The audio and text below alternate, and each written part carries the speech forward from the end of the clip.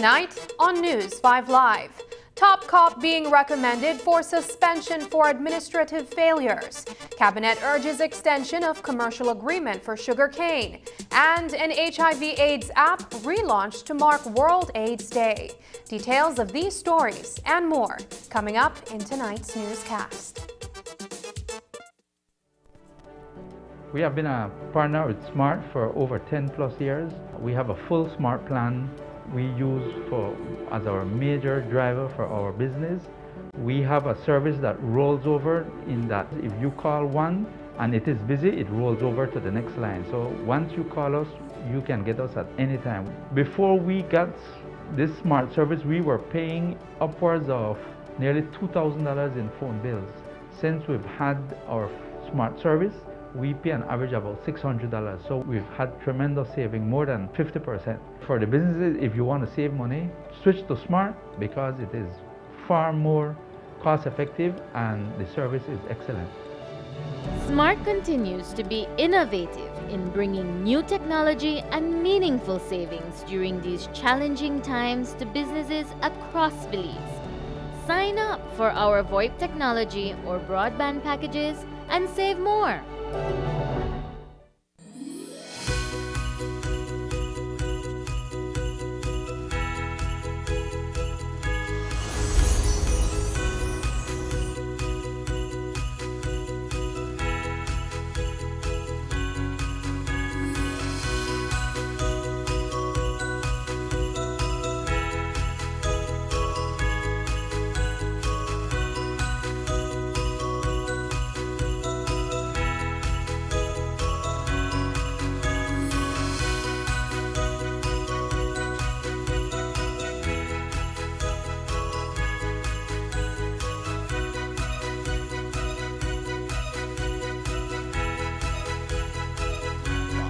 The Belize Bank, our country, your bank.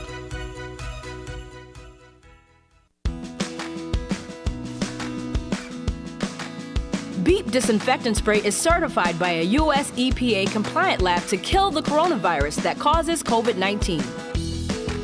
Beep for a happy, healthy home.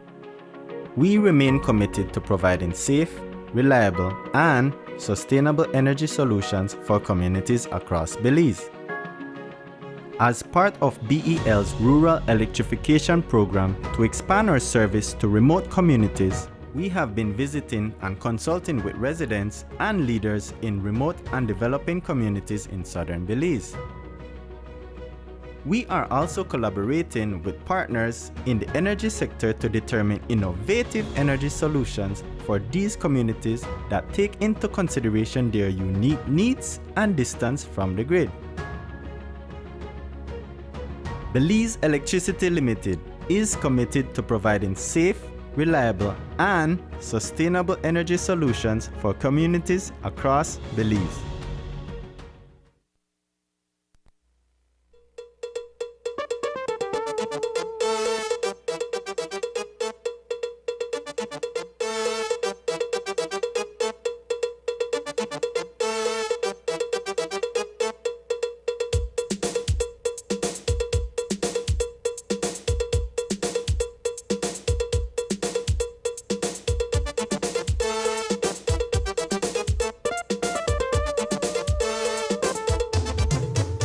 This newscast is brought to you by the Belize Bank Limited.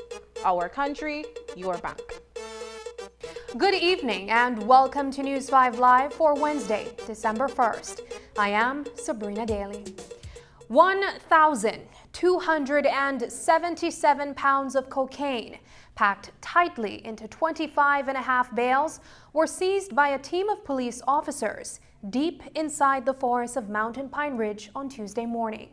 It followed an intense anti-drug operation to locate the illicit payload when a small drug plane came down hard on an improvised landing strip. So far, police have rounded up 7 men, and the 8th is believed to be on the lam.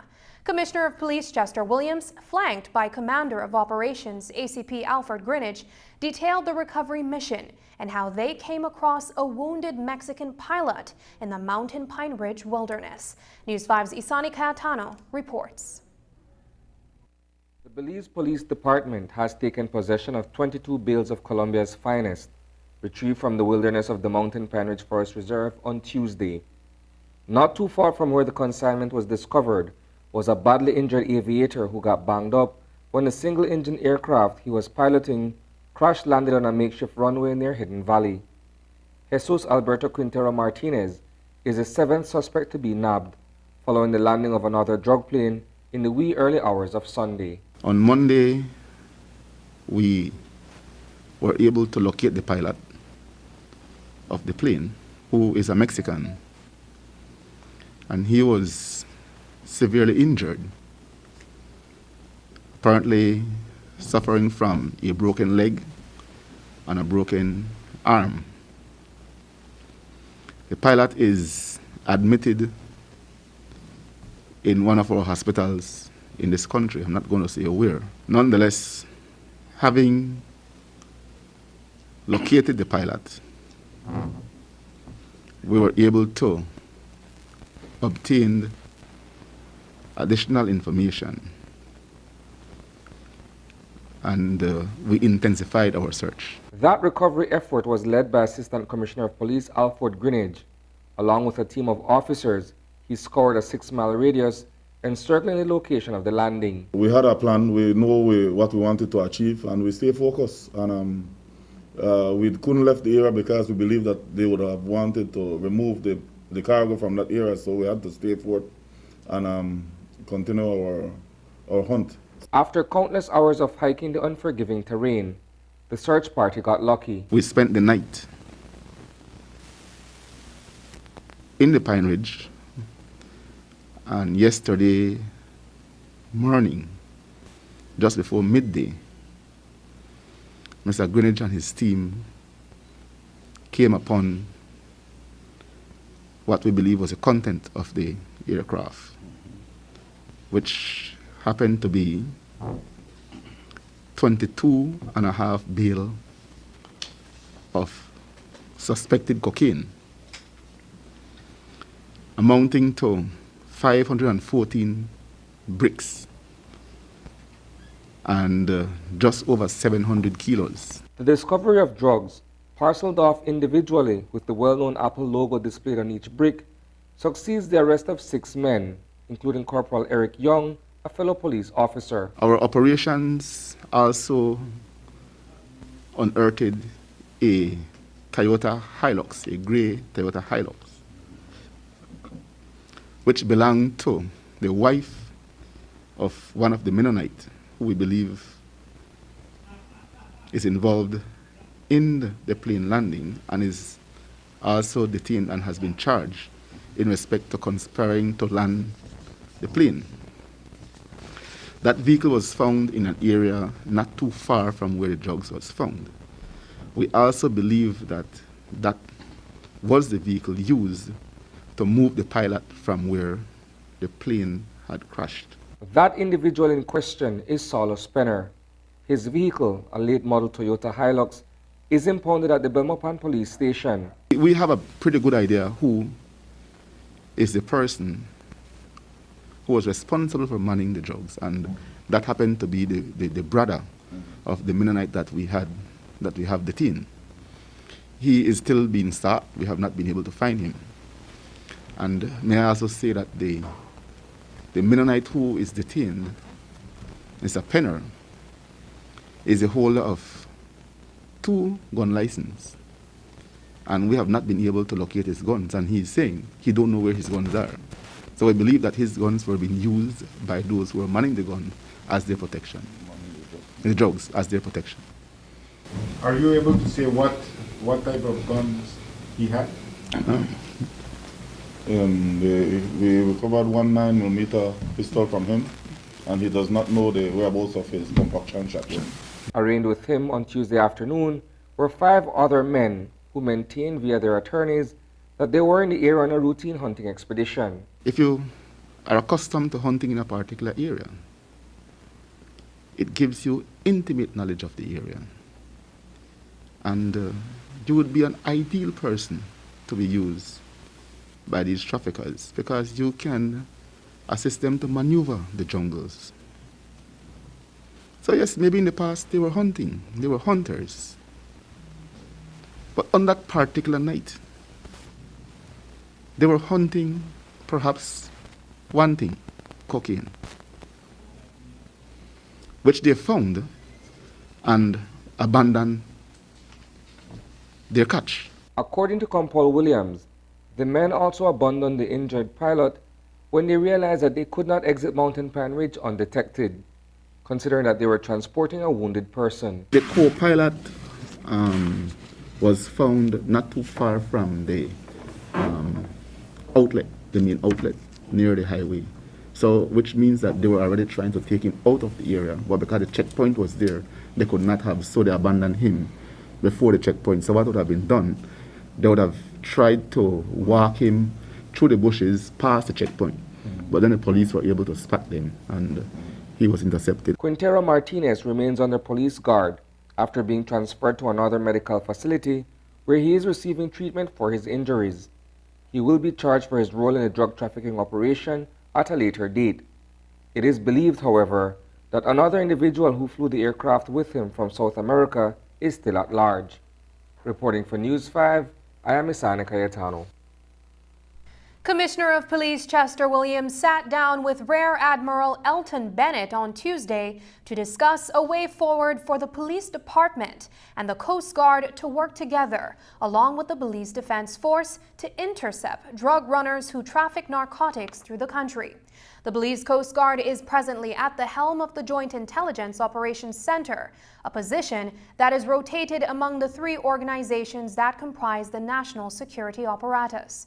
When the BCG took command of the intelligence gathering office, a position was taken that details would only be shared with police on a need-to-know basis, since it is believed that members of that department may have used privileged information to facilitate drug trafficking activities. That firewall certainly raised the ire of the Compal, who argues that rogue officers can be found in all three organizations. We arrived at an amicable resolution to the issue. It cannot be that there is going to be no working relationship with the police and the Coast Guard. I heard they had instituted that. Yes. We are members of this country's security apparatus, and it is imperative that we work together. And so, yes, Mr. Bennett, as he had said publicly, that he had given an administrative instruction for his people not to work with the police. I do not believe that that is within the purview of Mr. Bennett as the commander of Coast Guard. And so we discussed that yesterday, and we agree, moving forward, that we're going to work together. I can tell you, boastfully so, that the past 5 interceptions we have had was through police work, good police work. And while, yes, I agree that we do have police officers who are involved, I will also go to say that the intelligence is that they are members of all the security forces involved. And we cannot be naive to believe that only police officers involved. And for me, recognizing and accepting that police officers are involved, it helps me to be able to do my best to find those who are involved and deal with them. If I sit and say that my department is squeaky clean, and the members of my department who are dirty hears me say that, then they continue to be dirty because they are hearing from the man at the top that they are clean. We have to be honest and truthful to ourselves, and don't be naive to believe that our department is clean. It was annoying, and that's the reason why I had asked that we meet and discuss the matter. I believe that as heads of 2 of the very important security forces, we needed to dialogue and see how we could resolve the issue, and I was happy that he came to the table and we were able to resolve the matter.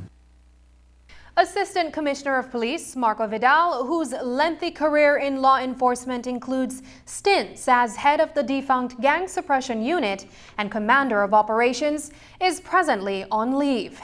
ACP Vidal took a leave of absence following the November 4th fiasco, in which 4 members of his former Commander of Operations strike team were implicated in the landing of a drug plane on the Southern Highway near Bladen. Since then, Vidal has come under fire and intense public scrutiny over his control of cost. On Monday, Commissioner of Police Chester Williams told the media that a recommendation has been put forward for Vidal's suspension upon the conclusion of his personal leave. That recommendation will be presented to the Security Services Commission, which will be decided on the matter. Earlier today, Compal Williams provided an update. He is still on leave. I think his leave would end on the 6th of December. And by then, we should already approach the Services Commission for his suspension to take effect as the leave comes to an end. While, yes, there is a move to suspend, it will be based on administrative failures. The investigations so far have not unearthed anything to suggest that Mr. Vidal was involved or in cahoots with those persons. But yes, we have seen where, as the commander of operations and the person who was in charge of the CAS team, that he could have done certain things to prevent what happened, and he did not. So administratively, he will be held accountable for those. Would that be tantamount to misconduct? Because there are some legal opinions that suggest that Mr. Vidal cannot be suspended or removed without evidence of misconduct. I said it's administrative, so it has to do with misconduct. So you're saying that based on what you've seen thus far in terms of slippage, if I could use that expression, yes, that he would be on the hook to face a suspension? Yes, and that will be a matter for the Services Commission to determine after we submit to them what we have. What about the unsanctioned vehicles that made up the fleet driven by the commander of Operation Strike Team? Those vehicles that were confiscated by the police department ought to have gone through a formal requisition process via the Ministry of Finance, but they didn't. Instead, they found their way into the hands of cost for use in their daily operations. That, according to Commissioner of Police Williams, constitutes a breach that is considered among the administrative issues. Would the administrative evidence against Mr. Vidal include allowing members of his team to use what may be unsanctioned vehicles? Yes, yes.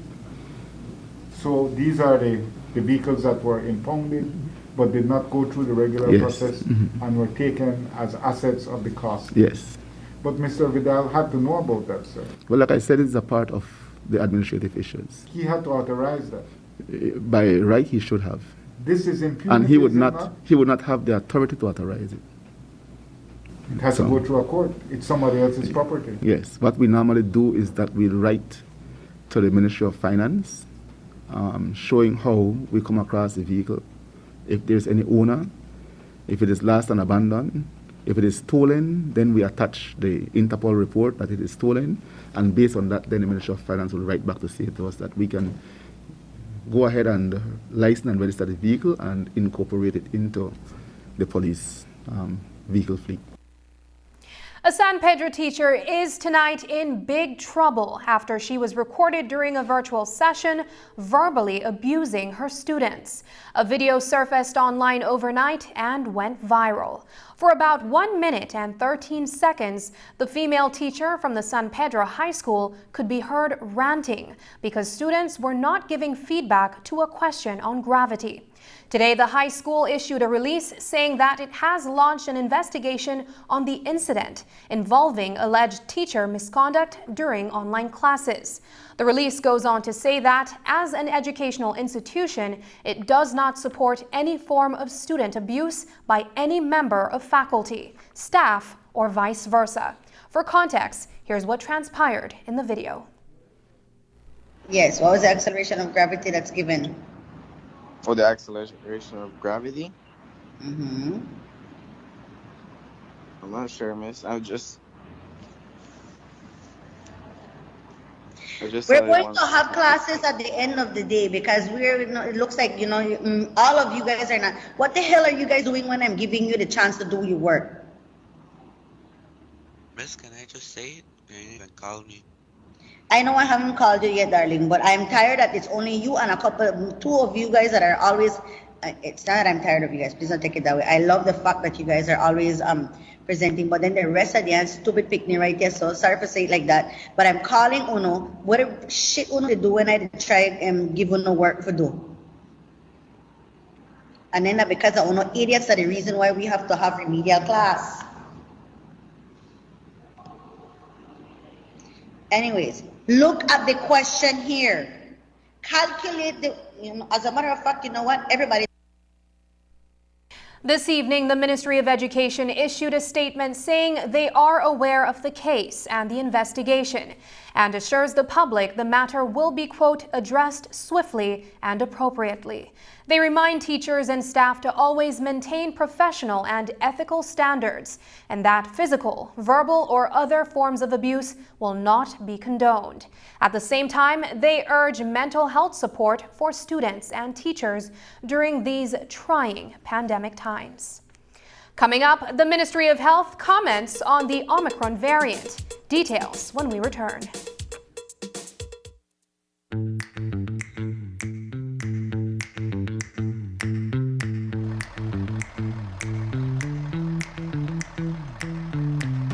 Good morning, miss. How are you? Morning. I don't reckon I try catch my bus. But this don't look like my bus at all. This that a new Floralia bus where they run in a Belize. We the right here to make your journey a good experience. Well, I ready for this experience, yeah. Morning, driver. Kina look good to me. I feel like another States. Hi. Hello. Woo. There too. Morning. Oh, what AC bathroom too? USB charging port. The phone don't charge, but I will still use it. Me and this thing here nice. No used to that thing here. Foot rest, arm rest. What is one here for?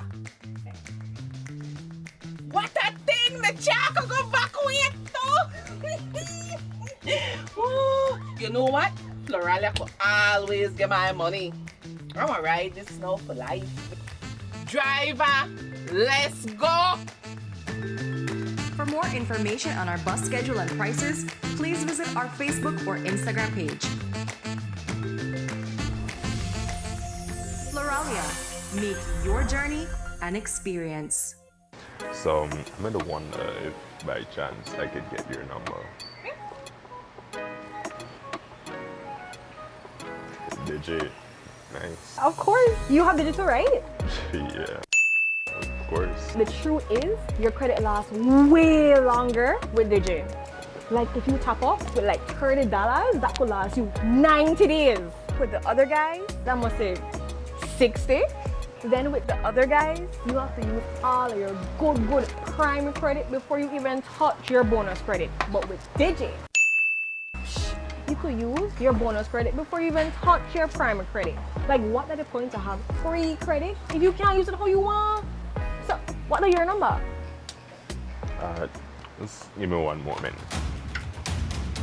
The truth is, only Digi offers nationwide LTE coverage, fastest mobile data speeds, and the best call quality.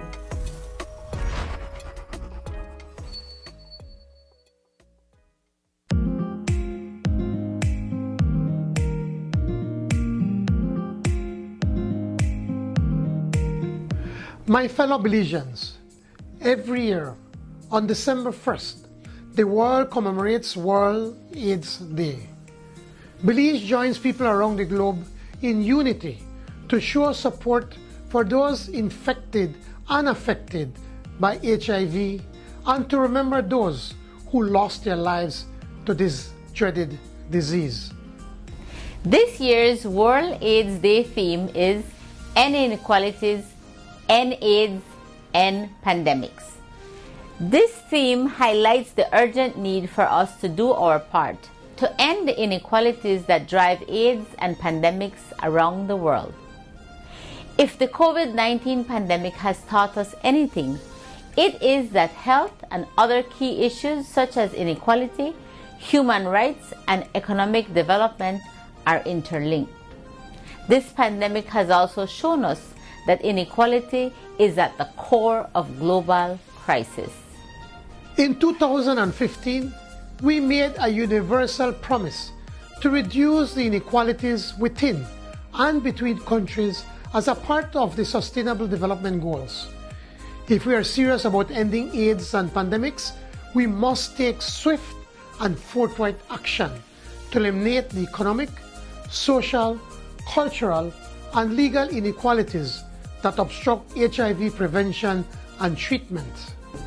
Tackling inequalities will not only advance the human rights of key populations and people living with HIV, but it will also place us in a better position to beat COVID-19 and other pandemics, sequentially promoting economic recovery and stability.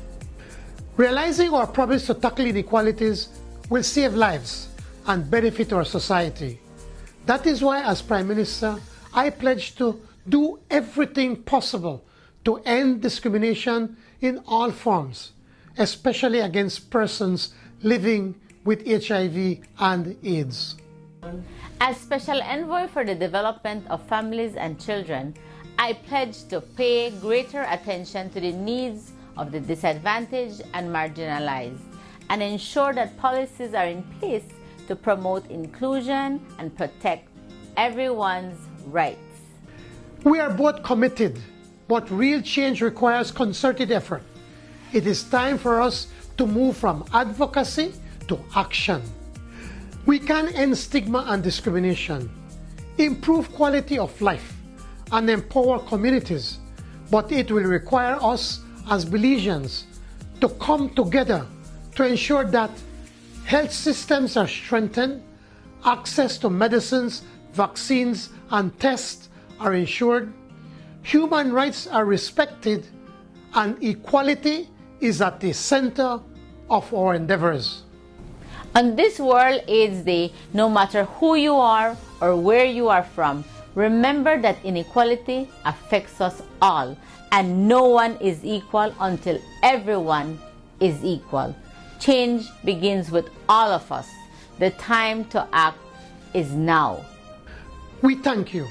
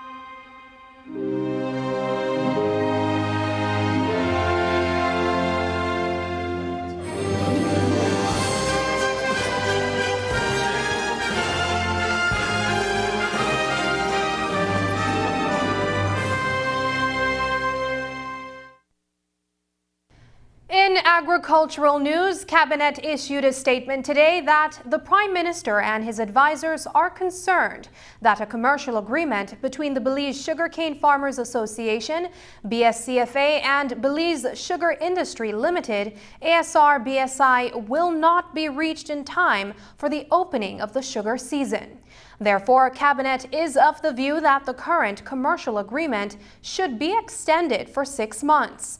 A government press office release outlines Cabinet's position on the matter, saying, quote, Cabinet views it as critical that the 2021-2022 sugarcane harvest begins in December 2021, as is programmed regardless of whether or not a new agreement on the commercial cane purchase agreement is reached. The current commercial agreement between both parties expires in January 2022. Both parties remain at odds over key aspects of the agreement heading into the scheduled harvest season. When asked about the possibility of commencing the season without an agreement in place, VP of International Relations at ASR-BSI, Mac McLaughlin, said on Friday that the company is in discussion with its legal advisors. Today, the Ministry of Health and Wellness, in the person of Dr. Francis Maury, finally spoke out about the new COVID variant, Omicron. As has been reported, the data shared so far after the variant was detected in South Africa indicates that Omicron is more transmissible than the Delta, but also that the symptoms are milder. Dr. Maury says that the information the ministry has is just the same as has been reported. Looking at it carefully still internally. The amount of information that is out there in regards to the Omicron variant is not significant. I believe what you know and what we know at the ministry is what's known globally.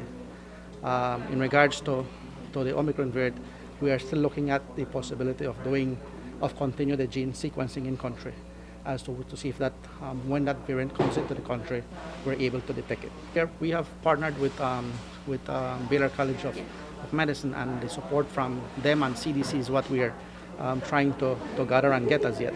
I mean, the conversation is there. I've seen an exchange of emails for us to build that capacity in country. Dr. Maury says the biggest defense against any variant is the vaccine and urges residents to get inoculated. It is lifting the 6 o'clock cutoff time for liquor sales with the hopes that residents would be responsible enough and not become reckless and engage in any social gathering. It comes on the heels of an ease on curfew beginning at 10 p.m. from Sunday to Thursday and then at 11 p.m. on Friday and Saturday. But it also comes after some bars in Placencia were seen on social media flouting public safety measures. Deputy Director of Health Services Dr. Francis Mori says Belizeans must take their own health and safety seriously and that enforcement should continue, especially for bars posing as restaurants to try and skirt the regulations. We have to be cognizant that what wins and what is essential is vaccination, exercising due care with the public health measures that need to be implemented and reinforced by every single person. The Ministry of Health cannot be policing a person. Most likely, well, that's the part of what the police comes, and I think Kampal has been quite forthcoming on his addressing, when he addresses the media, on what will be done. That's the enforcement that will continue. So these entities and bars and or restaurants that masquerade as bars, they need to be held accountable, and every single person who's out there putting himself at risk and going back and putting his family at risk. While with Deputy DHS Dr. Mori, we asked him about his official post with the Ministry of Health and Wellness. The Director of Health Services post, which was held by Dr. Marvin Manzanero, was made redundant and replaced by 3 director positions to fill the gap. Dr. Mori maintained that he is the Deputy DHS. The Deputy Director of Health Services. That hasn't changed. I'm still a Deputy Director of Health Services. Whenever that changes and whichever ministry is responsible for changing it, then I guess that might change. The government of Belize has acquired the services of 2 law firms in Belize, namely Courtney Coy LLP and Marine Parade Chambers, as it makes an appeal to the Supreme Court decision in which the Maya community of Halakte, including 2 villagers, was awarded $6.3 million. The village's claim was that the government failed to get the free, prior and informed consent from the Maya people to construct the Halakte Road through the village. Today, the media caught up with Minister for Indigenous Peoples Dolores Balderramos Garcia, who says that the government had gotten an extension to the 21-day period in which the appeal should have been filed, and that the matter is being dealt with. The attorneys are working on an extension of time for the appeal, because we didn't make the 21 days because of some little logistical problems, you know. But the case will be appealed. We have noticed in relation to the court that in different cases there have been different approaches, and so the issues at hand are far from resolved, and that is why we feel as a responsible government that the appeal must go through, and the attorneys are working on it. I believe that Marine Parade Chambers and Courtney Coy LLP are the law firms that will be involved with the appeal. But definitely because of the important issues of demarcation and other matters in relation to the customary land rights, it's necessary for the appeal to go forward. So it will happen. Meanwhile, on November 23rd, a compliance hearing at the CCJ level involving the free, prior and informed consent, better known as FPIC, was held. While the judges recognized the efforts of the government to keep up their end of the bargain with the consent order that was handed down 6 years ago, Minister Dolores Balderramos Garcia says that GOB has been given a deadline for the FPIC protocol to be finalized. We're working on what we call the roadmap. We're working on the policy. And also, we are finalizing what we call the FPIC protocol, the Free Prior Informed Consent Protocol.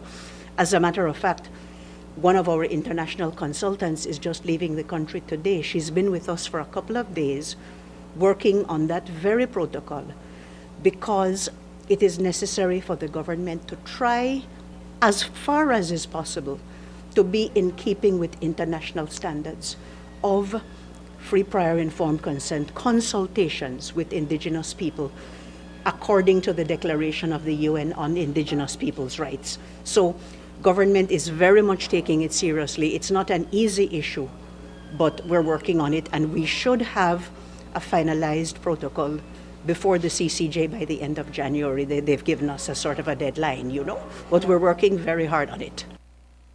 While with Minister Balderramos Garcia, she also expressed the concerns of her ministry with the number of minors that have been killed, as she sympathized with the families that have lost young people to gun and other forms of violence this year.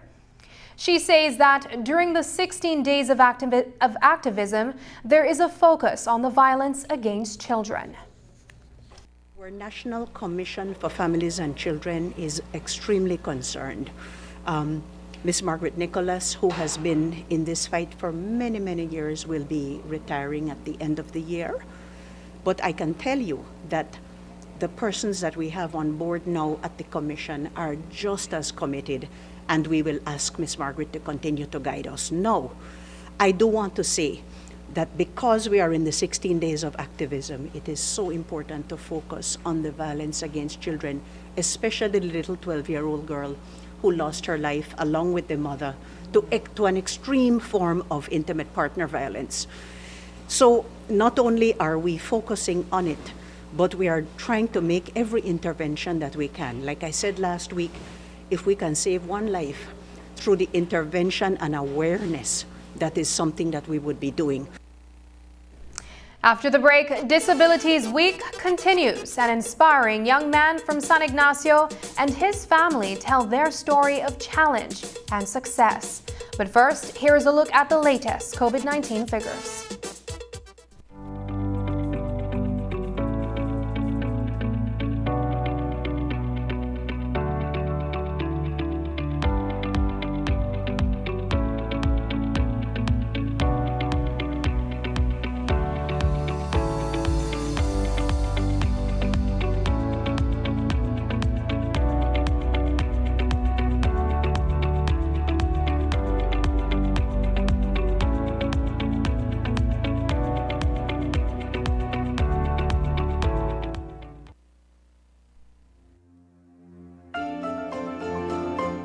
Hi, my name is Heather McIntosh. I'm the general manager, one of the shareholders here at Caribbean Shrimp Farm in Ladyville, Belize. We are an organic shrimp farm. We have 266 acres here. We produce organic shrimp for the local and foreign market. Also on my farm is an agritourism facility where we have a restaurant, a swimming pool. We do organic shrimp farm tours. We have a solar-powered boat that we do tours on as well. Nature trails, crocodile sanctuary, paintball park, and we are Belize's second only licensed gun range because we do have a very large property. So I'm a very diversified business. We've been working with DFC since 2019, and we entered into one of their renewable energy loans to help our diversified business manage its costs. 80% of our loan went to cover solar infrastructure, and then the balance of our loan went to replacing old refrigeration equipment. In terms of power, our PV system produces 105 kilowatt hours. That's the balance of the system. We have divided our system into 4 locations. On the farm itself, the farm proper, we have a pump house location, our restaurant location, then our processing and office location. And within those 3, we produce 70 kilowatts of power per day. We actually use about 100 to 130 kilowatts per day. So our solar, on a really good day when we're not using a lot of electricity at night, will cover more than half of our power use. Just depends on what our usages are in the season.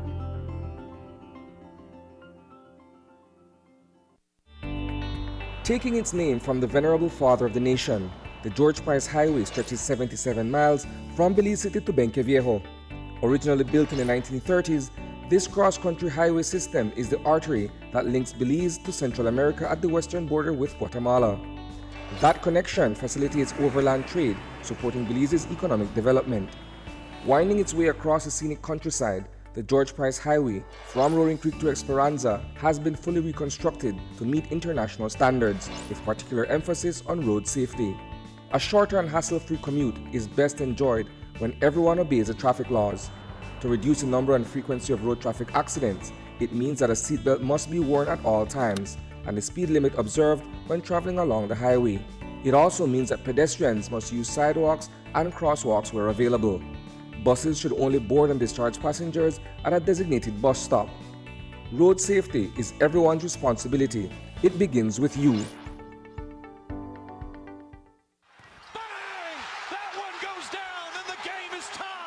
Game hot right now, dog. Tell you, we got it, though. Boy, watch the time. Close to curfew. I seriously tired of live like this, dog. Yeah, I feel it, bro. But you still don't get back set, Joe. Why? I just no trust. I guess I'll get wrong to that. You need to get on that. We know how this thing spread, and we can stop it. And some people say the play last. No offense. But I just see a lot of weird stuff online. Yeah, but bro, the evidence clear. Vaccine work. And people at hospital, almost all, not vaccinated. Yeah. So if you're really tired of live like this, then get vaxxed, bro. Simple. For real. Yeah, but I will have close to curfew and I don't want to catch on charge, so later man. Vaccines save lives and greatly reduce the risk of transmission, hospitalization, and death. Get vaccinated and let's get back to normal. The Social Security Board, in collaboration with the Labor Department, takes this opportunity to remind insured persons of the requirements for compensation when on sick leave. Any employee who has worked with an employer for at least 2 months is entitled to 16 working days of sick leave with full pay every year. This is how it works. Upon approval of a sickness or injury benefit claim by SSB, 80% of the employee's weekly insurable earnings is paid as a Social Security benefit, and the difference in the employee's salary is paid by the employer. This is to ensure that the employee does not suffer any loss of wages when ill. After 16 days, compensation for sick leave is paid as a Social Security benefit only. Some conditions apply. This message is brought to you by the Social Security Board and the Labor Department. Social Security Board, safeguarding you, your family, your future. Welcome to the good life. Like we always do with this time.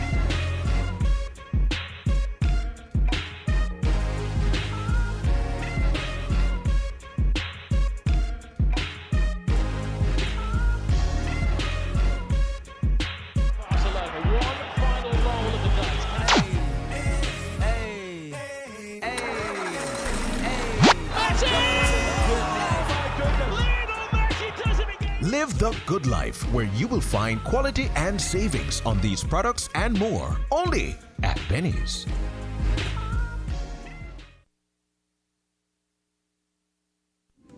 When something is good and you can save, that makes it even better. Like this guy, he buys Flex bundles using his promo credit. No worries when his primary credit is finished. He gets talk, text, and data for free. Or her, she calls her family internationally with her promo credit. And with data packages so affordable, she even does video calls. Smart continues to offer great deals and affordable promotions. As a small business owner, she saves when she uses her promo credit to call the other guys. All Smart customers enjoy more triple days and knowing they can use their promo credit, which just lasts longer. Smart, bringing people together. National Disability Awareness Week is being celebrated under the theme Inclusion. Am I in your village? Tonight, we bring you the story of 24-year-old Jalen Pacheco of San Ignacio Town. Jalen and his twin brother, Jaren, were both diagnosed with cerebral palsy at birth. Jalen is a graphic designer, a video editor, and a DJ. News 5's Paul Lopez spoke with Jalen and his family via Zoom today to talk about their challenges and their triumphs.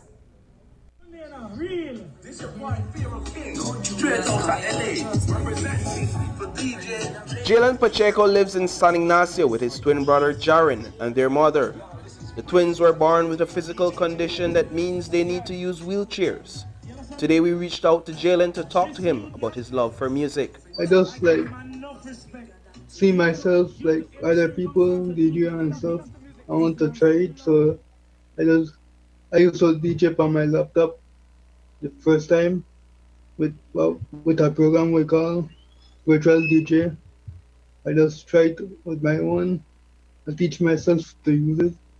Then afterwards, like on the big controllers and like the normal DJ use, and I used to learn it on my own and see other people do it.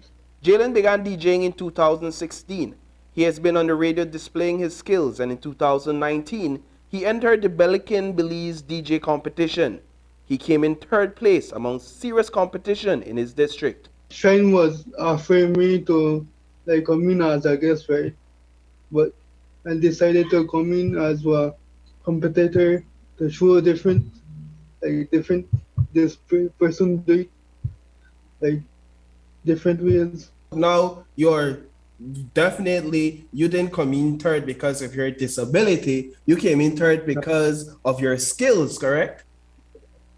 Well, the knowledge of music where I don't kind of know, like the planning and then stuff, like I have a background to it. Halfway through the interview, Jalen's mother, Guadalupe Pacheco, joined the conversation. I push him a lot so that he can go to 6th Farm and finish high school so that he can help himself when something happened to me, or he can help himself in some way.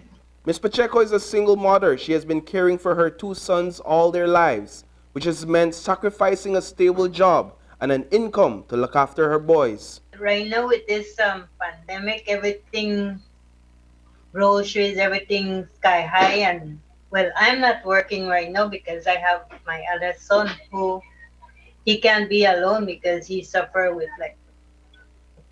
since he started 6th Farm, he started with some seizures and pressure of the high school, and then he couldn't continue. So then I can't leave him alone. So I can't work. So my family, my brothers and my sisters, they help me.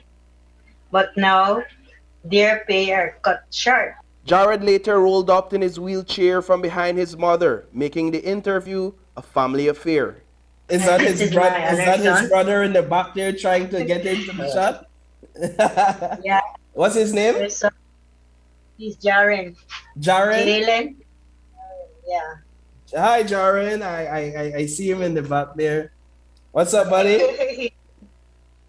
Yeah. The boys seem carefree, but the hills of San Ignacio and a lack of adequate infrastructure that caters to the disabled people across the town makes moving around challenging for the boys.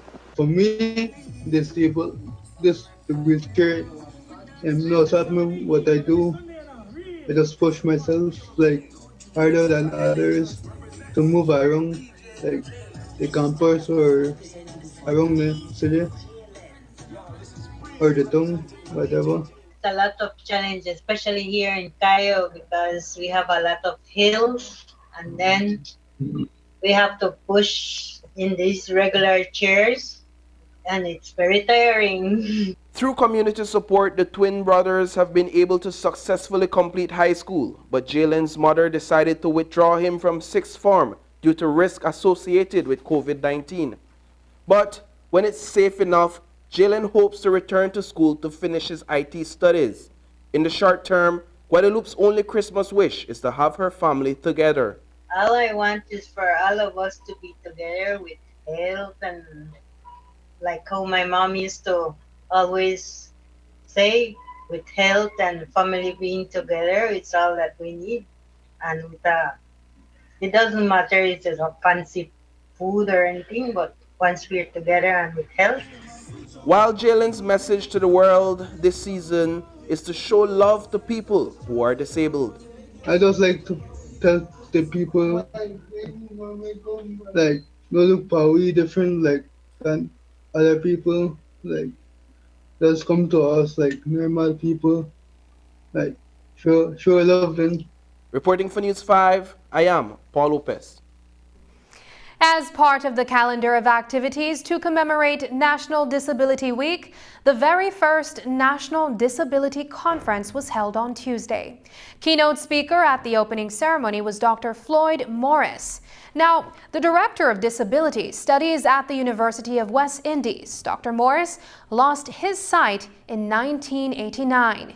He has since completed several university degrees, including a PhD at UWI. Dr. Morris was president of Jamaica's Senate in 2013. He is also a recipient of the Prime Minister's Lifetime Awards in Disability Reform. He spoke about regional efforts to include the disabled in all aspects of Caribbean life.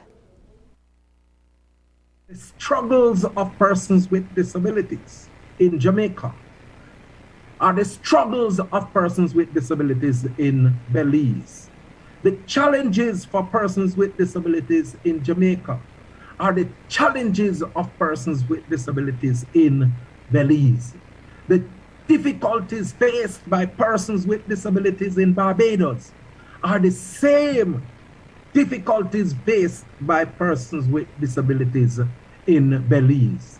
And so we have to join hands and heart together to give support to each other, to make sure that the work of persons with disabilities are realized and that we as a community are included in the village. And so, as I examined your theme, powered by inclusion, am I in your village? I realize that what the theme is saying is that activities of development takes place in the village.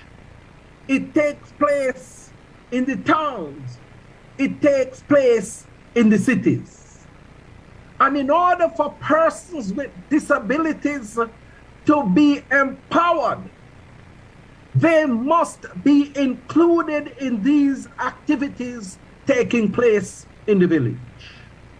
And so it is absolutely quintessential that in issues of education, in issues of employment, in issues of housing, in issues of transportation, in issues of social security, persons with disabilities must be included in these activities in the village. 3 years after it had initially launched the HIV Services app, today the National AIDS Commission relaunched the application that is boasting a lot of new features. The goal is to get more people tested and provide a platform for persons to get to testing sites near to them. Today at the Best Western Biltmore Plaza, the new app was introduced. Here's a report.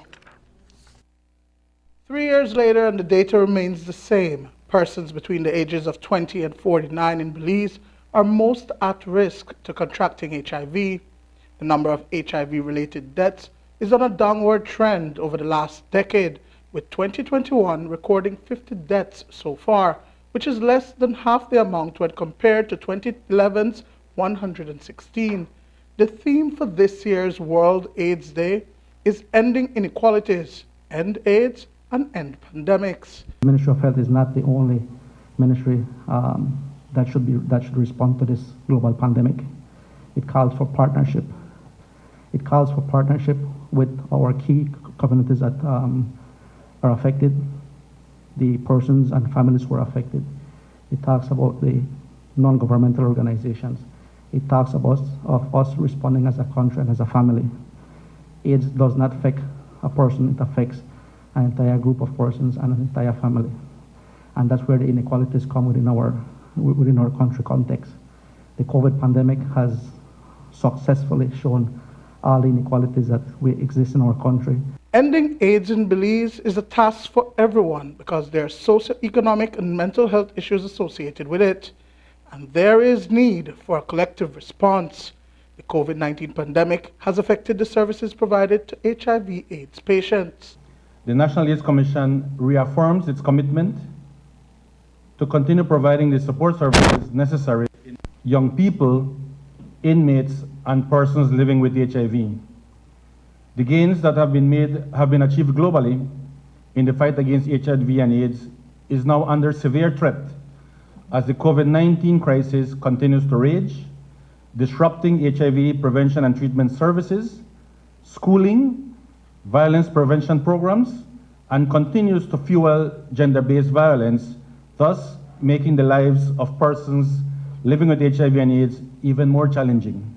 As part of its National Strategic Plan, the NAC relaunched its HIV Services app. We hope that key and vulnerable populations can safely navigate to the nearest testing facilities in the country. And this is either at Ministry of Health and Wellness facilities.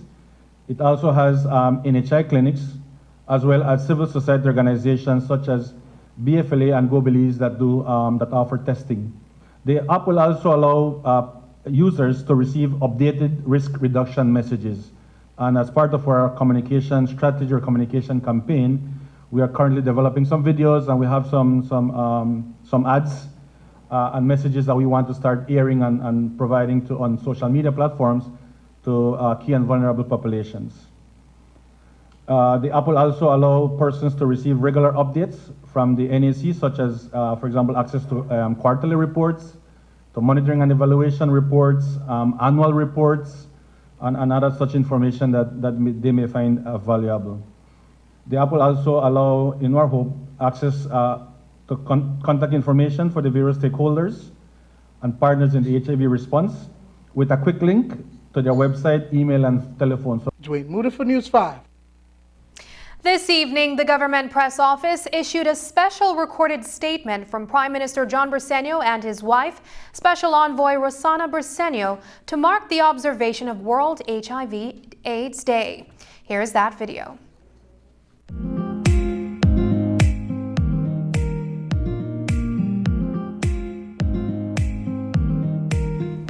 My fellow Belizeans, every year on December 1st, the world commemorates World AIDS Day. Belize joins people around the globe in unity to show support for those infected and affected by HIV and to remember those who lost their lives to this dreaded disease. This year's World AIDS Day theme is End Inequalities, End AIDS, End Pandemics. This theme highlights the urgent need for us to do our part to end the inequalities that drive AIDS and pandemics around the world. If the COVID-19 pandemic has taught us anything, it is that health and other key issues such as inequality, human rights, and economic development are interlinked. This pandemic has also shown us that inequality is at the core of global crisis.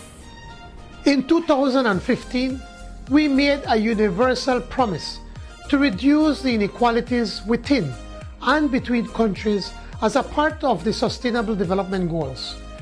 If we are serious about ending AIDS and pandemics, we must take swift and forthright action to eliminate the economic, social, cultural, and legal inequalities that obstruct HIV prevention and treatment. Tackling inequalities will not only advance the human rights of key populations and people living with HIV, but it will also place us in a better position to beat COVID-19 and other pandemics, sequentially promoting economic recovery and stability. Realizing our promise to tackle inequalities will save lives and benefit our society. That is why, as Prime Minister, I pledge to do everything possible to end discrimination in all forms, especially against persons living with HIV and AIDS. As Special Envoy for the Development of Families and Children, I pledge to pay greater attention to the needs of the disadvantaged and marginalized and ensure that policies are in place to promote inclusion and protect everyone's rights. We are both committed, but real change requires concerted effort. It is time for us to move from advocacy to action. We can end stigma and discrimination, improve quality of life, and empower communities but it will require us as Belizeans to come together to ensure that health systems are strengthened, access to medicines, vaccines, and tests are ensured, human rights are respected, and equality is at the center of our endeavors. On this World AIDS Day, no matter who you are or where you are from, remember that inequality affects us all, and no one is equal until everyone is equal. Change begins with all of us. The time to act is now. We thank you. Just ahead, if you're interested in growing your own food, there is an organization in Georgeville that can help. But first, here's a weather update with data from the Belize Met Service. This weather update is brought to you by SMART.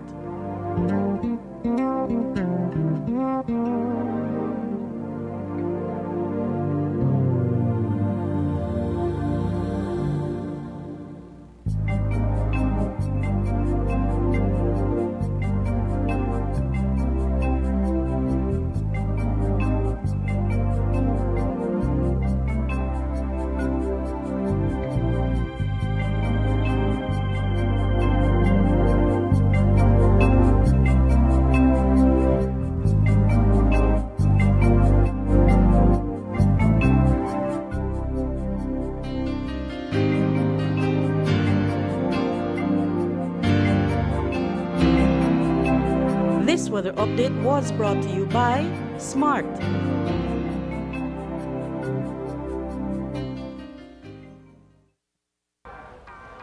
Hi, I'm Chef Sean Quillen. I love cooked fish fillet, and I prefer to get my fish straight at the fish market right here at Conchel Bay.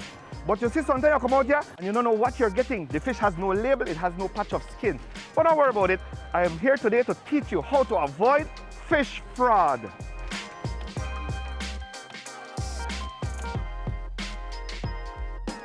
When purchasing your fillet, remember to look out for the patch of skin required by law.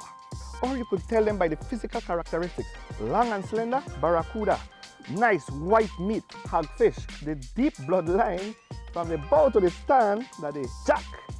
When buying in bulk or buying out of a bag, make sure to inspect each fillet individually to avoid what we call in a Creole, pussy in a bag. What a pussy in a bag?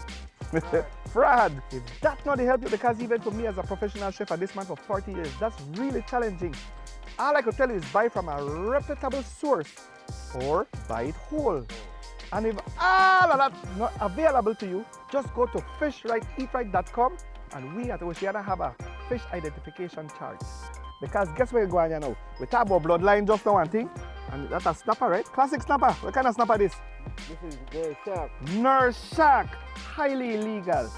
No make they trick you, no make you buy pussy in a bag. Do the right thing. Fish right, eat right. You inch your way to the edge of the board. Once you leap, there's no turning back. Your heart begins to race. You need to make a decision. Are you in or out? Join us for our brand new series where we dive deep into what it looks like to make God our Lord of all or not at all. God doesn't want just the dip of our toes or a wade in the shallows. He wants all of us. We're in or out. On May 6, 2018, I suffered a hemorrhagic stroke, which is bleeding on the brain. When it happened, I went straight into a coma straight away. I flew out via air ambulance to Galenia Hospital. A week or two after waking up out the coma, I started doing therapy. They had me do therapy straight away. And I'm grateful for that, because that is what made me start moving and walking again, and I got back to being normal. When I went back, I did a new CT scan, and the CT scan results showed no blood, no clot, no fluid on the brain. So I didn't require the surgery again. But I had 24-hour nurse service by my side to make sure that everything is okay with me. After I came back to Belize, they still reached out to me, asking me if everything is fine and how I'm doing, and making sure that If I have any issues, I can always go back and I just keep contact with them. And I'm very grateful to all the doctors and nurses at Galenia for their hard work and dedication. They're the ones that have me here today.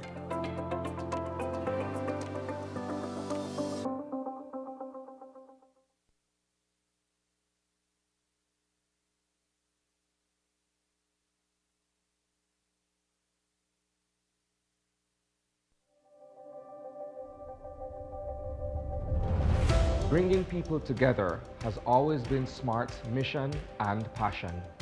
That is why we are proud to have built a locally independent quality network from the ground up that spans the country with over 100 sites. We continue to add more affordable mobile data packages, broadband speeds, and voice services to meet your personal and business needs. SMART has set the standard of true competition with the most competitive prices on all services offered. We invite and welcome you to join the SMART family, where the value for your dollar matters. SMART will continue bringing new technologies, more affordable prices, network expansions, and people together. SMART, bringing people together. While the COVID pandemic has claimed many lives, left numerous families broken, and debilitated some survivors with lasting health issues, one businesswoman and farmer has used the pandemic as a reason behind her message. It is important to plant what we eat so that diseases like COVID will not cause famine caused by global closures. Nancy Marin, founder and director of the Nancy Marin Foundation in Georgeville, Cayo, started the Seeds for Life program 1 year ago. She began to plant vegetables and greens of all kinds and started to distribute seeds and seedlings to anyone in the country who has a genuine interest in growing their own crops to sustain themselves and their families. Marian Ali has more. When we were at the worst and scared with COVID, I realized the importance then about our people getting back to the soil and growing our own food. Smack in the midst of a countrywide lockdown about a year ago, one woman saw the need for Belizeans to start being self-sufficient. Nancy Marin reached out to Condor Seeds Company in the United States with a request for assistance with seeds through her foundation, and she was able to receive a significant supply of vegetable seeds for planting. Marin then started to sort and distribute the seeds to over 500 families, including some farmers, and also offered those with little knowledge about farming tips and advice to ensure their crops would grow. She says many more are welcome to have some seeds. All you have to do is first have the desire to want to plant, to want to be able to put food on your table, and reach out to us. We have a very, very small application form. You've seen it. We send you the application form, you fill it out, and literally everybody is accepted. We have 13 total varieties of seeds. To families that have limited experience, we're only giving 11 varieties because they're the easier ones. We have 2 varieties like the asparagus that we're seeing here and the artichokes that are a little trickier. So we try to give those to farmers with a little bit more experience or organizations that can manage it better. And once you have submitted the form specifying the types of seeds you'd like to have, you can pick up the seeds, or if possible, they can be dropped off for you. And for people who like to plant but are of the view that their hands don't yield harvests, Marin does not agree. Here everybody plants, it's no special person, it's no special nothing.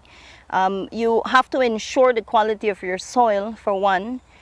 We make sure that we research and see that the quality of soil we have will correspond with the type of plants. Kales and stuff will need a little bit of shade before you transplant it out in the ground, so to protect it, you know, when it's a seedling. Interestingly, you also do not need vast tracts of land to plant food crops. You don't have to have a farm to do it, Marianne. I've seen families that don't have any land at all and they do it in their veranda. They keep it in the veranda and then they put it out by the stairs in containers. And that feeds the family?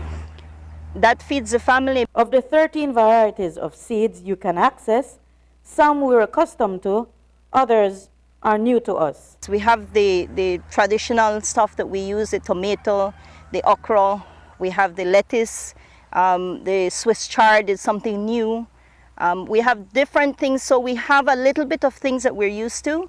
And then what I try to do and what we will continue doing is every year incorporating something new so that Belizeans are more exposed to a more balanced nutrition in their garden. And it can grow in our tropical weather, right? We test here first, so we make sure that it can grow. We do our research and then we test before we hand it out to the public. Since the start of the project, Marin says the success rate on people's harvest has been significant. Because of COVID, I don't go to everyone personally, but we do have, they have my WhatsApp, and they do send me pictures and they're very excited. What's even more encouraging about these types of seedlings is that they are heirloom seeds, so they keep producing without you ever again have to purchase new seeds.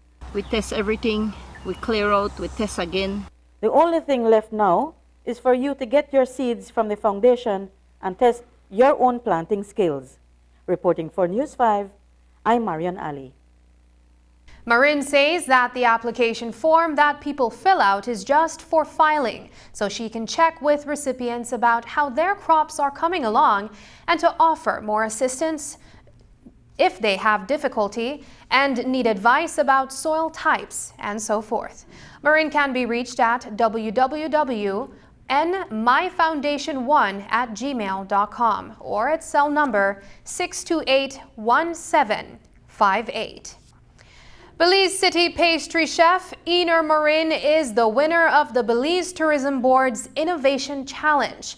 The initiative aims to transform tourism for the future. Submissions were made by those who felt their product or service would create significant returns for Belize's tourism industry.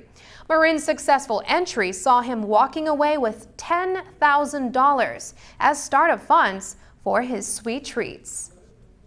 Blue by Ener Marin started April 2020 at the beginning of the COVID pandemic. I was still in school finishing my bachelor's in gastronomy. We started making cakes one day at a time. I mean, we started with one cake a week. Now we're doing like 2-3 cakes a day, plus breads, plus other stuff, no? So it's a big, we appreciate the support from the Belizean community. The locals, the tourists, everybody's interested, and that's something positive for us. Currently, I have my bachelor's in gastronomy, so which is also tied to the tourism sector now. So it's a plus because nowadays everything is social media. So people see pastries, people see food, people see the restaurants, the cafes, and they want to just visit, especially with Latin America's top 50 pastry and culinary destinations. It's a big milestone that we want to succeed later on, 2-3 years from now. Being able to be on that top 50 list is a dream of ours, and I'm sure we could at least hit number 50 now one day and put Belize on the map. We definitely are excited about this new venture, and we look forward for innovation to continue within our country, and particularly so to be able to impact and upgrade our tourism sector. So congratulations, Mr. Ener Marin. We do, like we said, we look up to you as an example for our youth and as an example in our tourism sector. Up next, conflict resolution training to try and stem the violence. We'll have more when we return.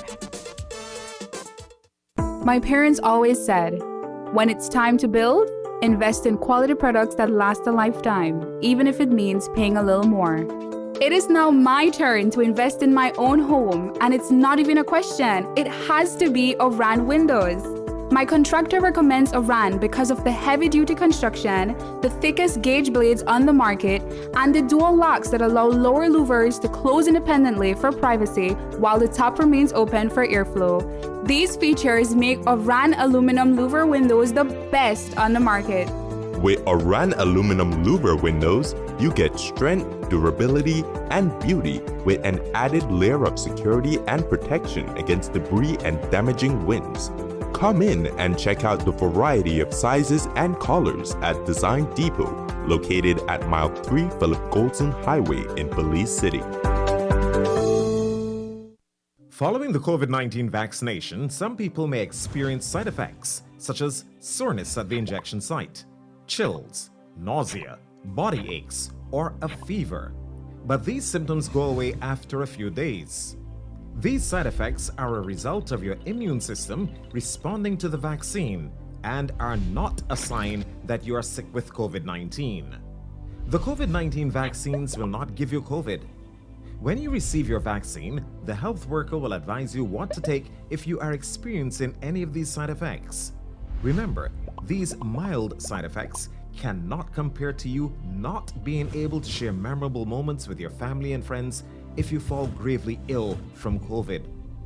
Vaccines bring us closer.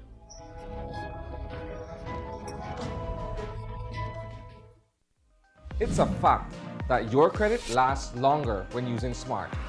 During these times, we're all trying to find ways to cut costs and save the little resources we have. With Smart, it's easy to do that. It's a fact that with Smart, your credit lasts longer. You can call Smart to Smart and Smart to Digi using your promo credit, while with the other guy, you can only call OnNet, Digi, or BTL numbers. What does this mean? You get to call any national number using your promo credit. Your promo credit is free, so that call is also free. Know your facts. Don't be tricked by the other guy. Be smart and save your dollars.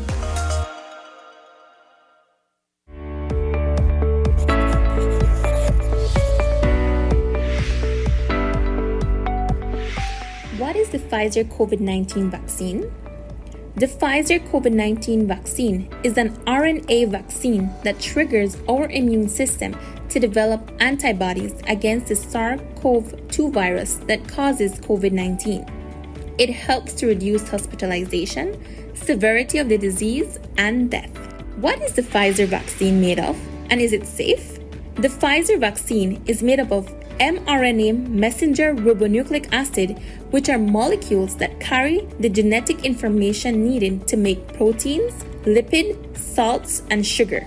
It is safe for persons 12 years and older and does not contain the COVID-19 virus, hence cannot cause infection. Tests have shown that the vaccine is effective against current virus variants. Who should take the Pfizer vaccine? The Pfizer vaccine should be taken by persons 12 years of age and older who do not have severe allergic reaction after a previous dose of vaccine or have not had severe allergic reaction to any ingredient of this vaccine. 2 doses of the vaccine are required 3 weeks apart. If you are between the ages of 12 and 17 years, you are required to present a signed consent form before you are vaccinated. What are the side effects of the Pfizer vaccine? Some common side effects of the Pfizer vaccine are headache, fatigue, muscle pain, fever, chills, and swelling at the injection site. If side effects persist, contact your doctor as soon as possible. Does the Pfizer COVID-19 vaccine prevent infection and transmission? No, vaccination alone does not prevent infection and transmission. We are still required to continue to wear masks properly, physically distance, wash and sanitize hands often, practice proper coughing and sneezing hygiene, and avoid crowds.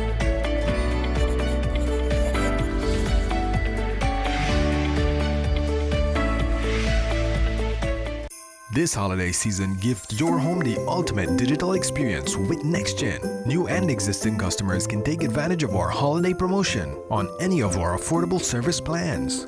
Sign up or bundle cable TV and internet and receive free service installation or reconnection and 1 month free of any acquired service.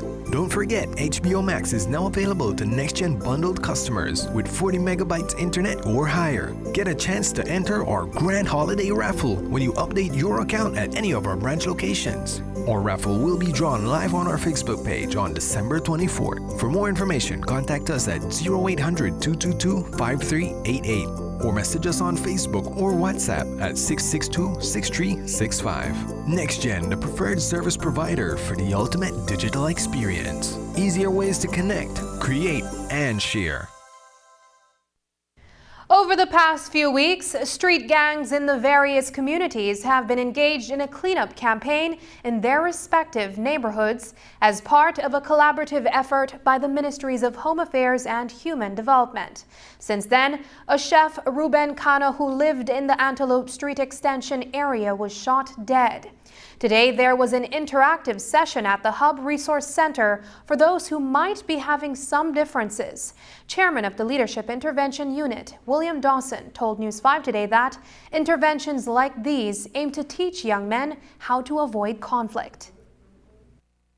The Ministry of Home Affairs, along with the Police Department, the Ministry of Natural Resources, Human Development, Tourism, and Youth and Sports, is providing basic counseling training, alternative to violence programs for them to be able to cope with situations when they arise and reach out for mediation and intervention without taking the issue on themselves and causing violence within their neighborhoods. So there are several components, as you're aware.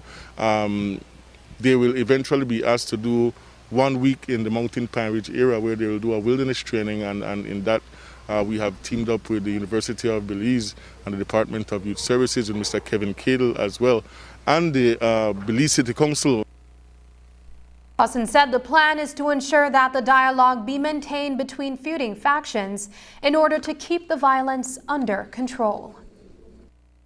Crime and violence is not something that just goes away. There's many factors, and so we're hoping to address the root cause of some of these issues, getting to these households, creating rapport with these young men, and change their mindset towards each other. And we know that this has been something that has happening for many, many years, so it will not change overnight. We're adamant that we address each component, and so there are several layers of the trainings. Like I said, those that have literacy issues will be afforded opportunity to utilize alternative educational platforms in the form of computer-aided learning skills program, for example. Some will be afforded the opportunity to get trained in vocational disciplines and introductory capacity, so that they can have alternative to whatever it is that they are being bombarded by right now. So the counseling is one aspect, but the skills training is definitely one of the huge components that we want to make sure that they can have access to additional skills to survive. We know that everybody is not academically inclined, and we have to take that into consideration. We're very optimistic that eventually we will see a great dent in crime and violence in Belize City especially. And that's the news. Tonight's broadcast is available in both text and streaming video at channel5belize.com. You can also connect with us on our Facebook page at facebook.com/News5Live. I'm Sabrina Daly. Thanks for joining us, and from all of us here at News 5, please remember to wash your hands, keep your social distance, and stay safe. Good night.